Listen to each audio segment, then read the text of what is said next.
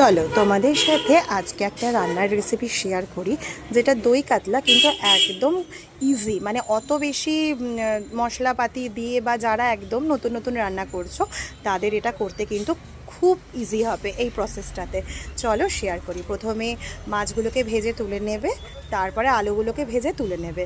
কড়াইতে এখানে একটু ছোটো এলাচ আর দারচিনি ফোড়ন হিসাবে দেবে। এটা অপশনাল, তোমরা চাইলে দিতে পারো, কিন্তু যারা খেতে মানে অনেকের মুখে একটু পরে অসুবিধা হয় তারা স্কিপ করতেও পারো, কিন্তু দিলে খুব ভালো লাগবে।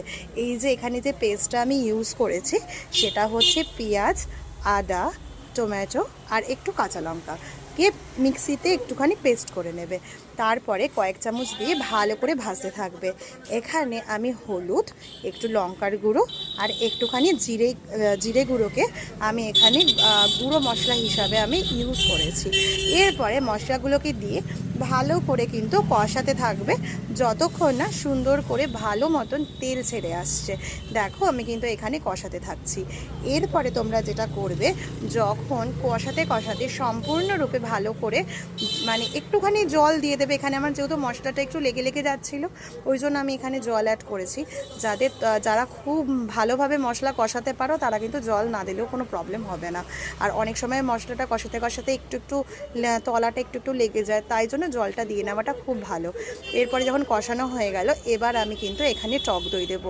ও হ্যাঁ, আর একটা কথা বলতে আমার ভুল হয়ে গেছে, সেটা হচ্ছে মশলা যে পেস্টটা আমি দিয়েছিলাম, মানে পেঁয়াজ, আদা, টমেটো, তার মধ্যে কিন্তু আমি দুটো জিনিস অ্যাড করেছিলাম, একটা কাজু, একটা কিশমিশ।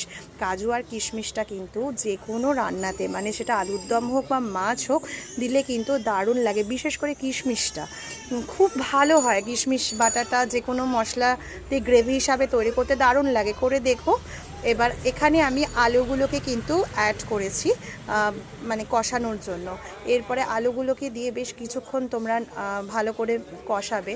কষিয়ে যখন দেখো কি পুরো কিন্তু তেল ছেড়ে এসেছে, এখানে আমি জল অ্যাড করে দিয়েছি। জল অ্যাড করার পরে ছেড়ে দাও ফোটার জন্য, মানে ওই আলুটা সিদ্ধ হওয়ার জন্য।